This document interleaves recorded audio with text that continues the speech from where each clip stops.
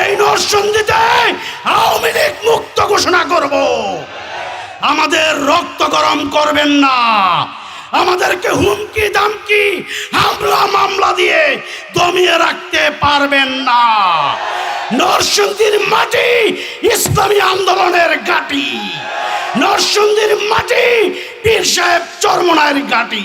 হযরত মাওলানা হাফেজ অধ্যক্ষ ইউনুস আহমেদ সাহেব উপস্থিত আছেন। ইসলামী আন্দোলন বাংলাদেশ নরসিংদী জেলা শাখার সংগ্রামী বিপ্লবী সভাপতি আলহাজ আশরাফ উদ্দিন ভূঁইয়া উপস্থিত আছেন। ইসলামী আন্দোলন বাংলাদেশ পলাশ উপজেলা শাখার নেতৃবৃন্দ সামনে উপস্থিত আছেন। আগামীর বাংলাদেশ বিনির্মাণে পলাশের নেতৃবৃন্দ সকলকে জানাই আন্তরিক মোবারকবাদ। সংগ্রামী উপস্থিতি, আপনারা জানেন আজকে ভারাক্রান্ত হৃদয়ে এই মঞ্চে দাঁড়িয়েছি।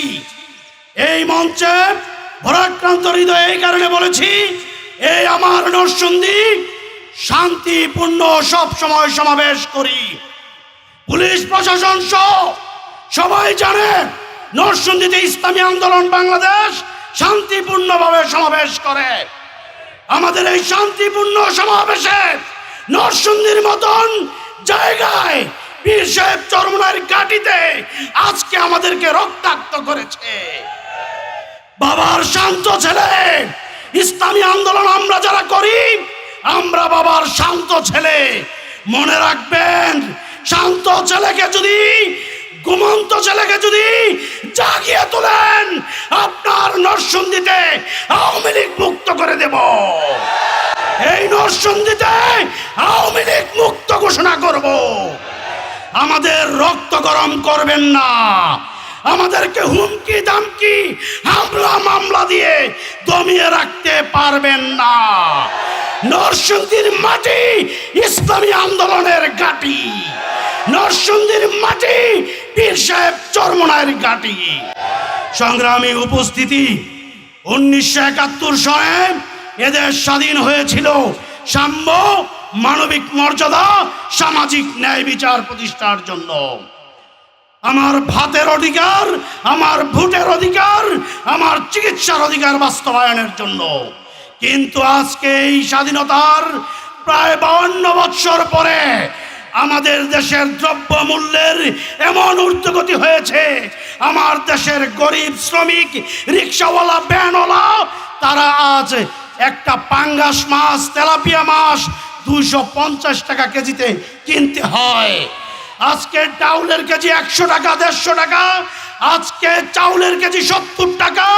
আজকে আমার এই গরিব দুঃখী মেহনতি মানুষ তারা যেন বলতে চায়, শেখ হাসিনা আমাদেরকে বাদ দে, নয়তো মানচিত্রে চাবিয়ে খাবো। এই মানচিত্রের উপরে কারো যদি আঘাত আসে, কখনো যদি আঘাত আসে, আমাদের বুকে লাগবে। কারণ আমি একজন মুক্তিযোদ্ধার সন্তান। মুক্তিযোদ্ধারা এদের স্বাধীন করেছে। আমরা প্রজন্ম থেকে আজকে এই মুক্তিযোদ্ধা প্রজন্ম ইসলামী মুক্তিযোদ্ধা পরিষদ থেকে বলতে চাই, আমাদের এই বাংলাদেশে নিয়ে বহির্বিশ্বের যে ষড়যন্ত্র শুরু হয়েছে, আওয়ামী লীগ, বিএনপি তারা বিদেশ গিয়ে যে মিটিং মিছিল করতেছে, এর মাধ্যমে বাংলাদেশের মানুষ শান্তি পাবে না।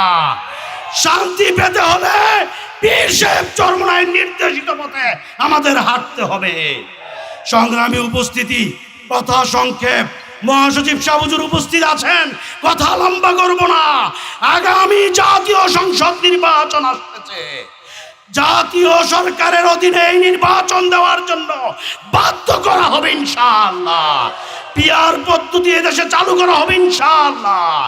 যদি আমাদের দাবি বাস্তবায়ন না হয়, যদি দাবি বাস্তবায়ন না হয়, বাংলাদেশের যুব আন্দোলনের মাধ্যমে, বাংলাদেশের তৌহিদি জনতার মাধ্যমে, ইসলামী আন্দোলনের মাধ্যমে যে দাবানল ছড়িয়ে পড়বে, এই দাবানল দমিয়ে রাখার শক্তি আওয়ামী লীগের নাই।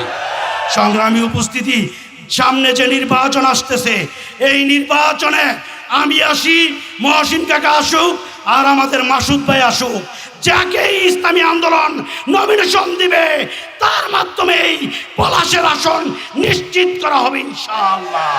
দেখা হবে রাজপথে, কথা হবে স্লোগান ইনশাআল্লাহ।